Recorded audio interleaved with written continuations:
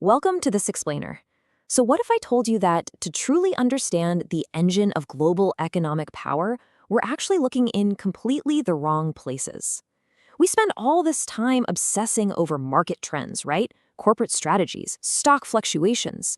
But today, we're going to look at the invisible architecture that actually builds societies from the ground up. When you hear the term economic institution, what pops into your head first? I mean, do you picture those towering banks on Wall Street, maybe massive government treasuries, or these giant multinational corporations? It's totally natural to think of those heavy hitters, but guess what? They aren't the real foundation. Okay, let's dive into this. The most powerful economic institution in the entire world? It's your family. Think about it. Long before a child ever enters the workforce, way before they contribute a single drop to innovation, productivity, or GDP growth, there's a home. Homes are literally the birthplace of human capital and long-term economic growth. Section 1. The ultimate economic institution. And the UN's International Day of Families isn't just some sentimental holiday. It's actually a highly strategic response to global social fragmentation and economic inequality. Economists throw the term human capital around constantly. But human capital doesn't just magically appear the second someone steps onto university campus or signs an employment contract. Not at all. The absolute bedrock of a worker's education, their productivity, their whole skill set, that is built at the dinner table. Before any of us ever impact a nation's GDP, our economic foundation is poured entirely at home. Let's break down how the family actually acts as our very first economic unit. Look, long before a teenager deposits their first paycheck, the home is where baseline productivity takes root. Negotiating a later curfew, well, that's just conflict resolution 101. Doing daily chores, baseline discipline. Trying to get a toddler dressed and out the door on time, come on, that is literally crisis management training right there. And global research backs this up, consistently showing that parental involvement directly links to higher academic achievement and, eventually, long-term earning potential. Section 2. Drivers of social stability. Transitioning from economic units, let's look at families as emotional ecosystems. Because families are way more than just economic training grounds for future workers, right? They are complex, emotional ecosystems built on 4 major pillars: trust, empathy, cooperation, and conflict resolution. And we tend to brush these off as just, soft skills. But in reality, these are the foundational building blocks for a functioning, stable society. Societies that have strong family cohesion actually report dramatically lower crime rates and much higher civic engagement. Criminologists will tell you that a stable family environment massively reduces youth delinquency. Why? Because a strong sense of identity and belonging essentially eliminates social alienation. And this brilliantly illustrates a crucial point: 1 in 8. According to the World Health Organization, that is the proportion of people globally who are dealing with mental health conditions. When you look at that reality, the emotional security a family provides acts as an incredibly powerful protective shield against all the anxieties and pressures of the outside world. But what happens when that shield breaks down? Well, the financial toll is absolutely staggering. When family systems erode, governments basically have to step in. They end up spending billions, literally billions of dollars, trying to fix the fallout. We're talking expanding welfare systems, scaling up correctional facilities, and absorbing massive healthcare costs. The family system is honestly the ultimate preventative measure. Section 3. Modern threats to families. Because despite their crucial role, modern families are facing some pretty unprecedented pressures right now that threaten this whole invisible architecture.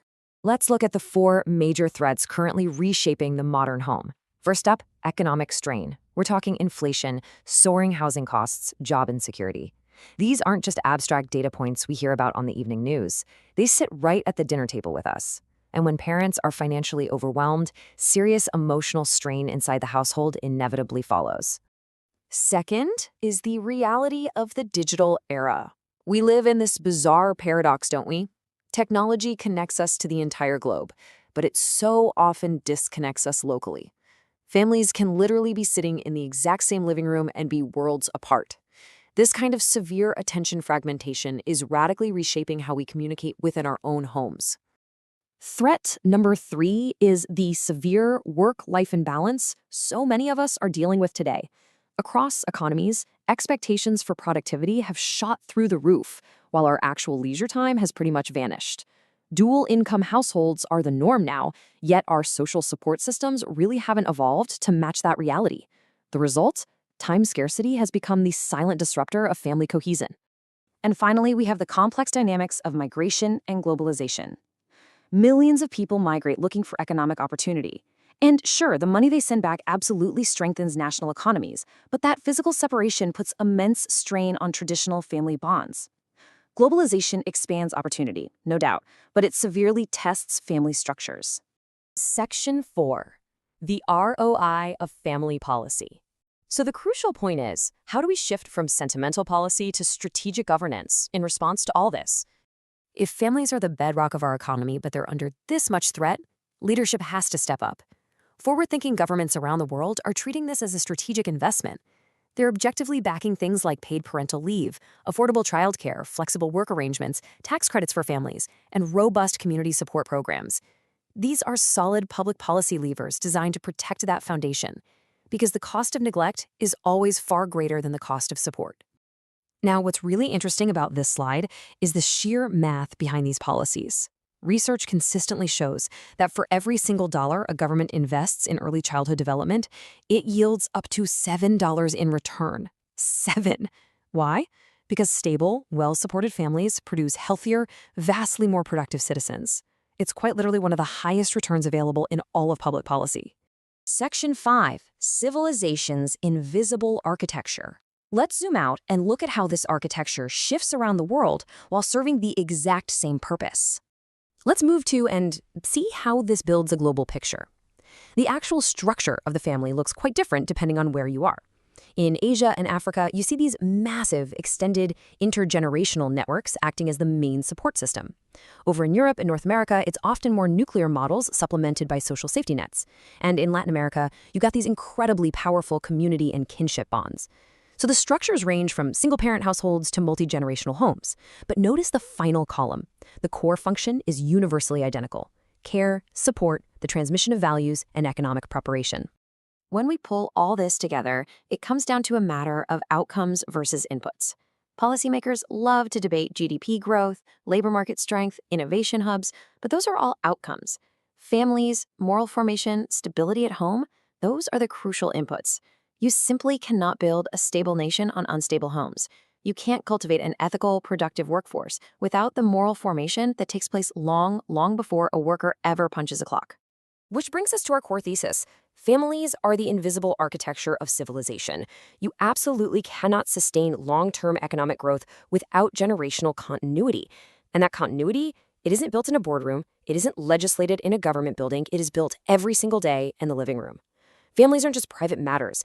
They're vital public assets that literally shape our future. So as we wrap up this explainer, I want to leave you with a direct challenge. Think about your own foundation. What role has your family played in shaping your success, your work ethic, or your emotional resilience? The strength of tomorrow's economy is currently being formed in today's homes. Take a minute to reflect on that invisible architecture in your own life. Drop your thoughts in the comments below. I'd love to read them. Keep learning, and I'll see you in the next explainer.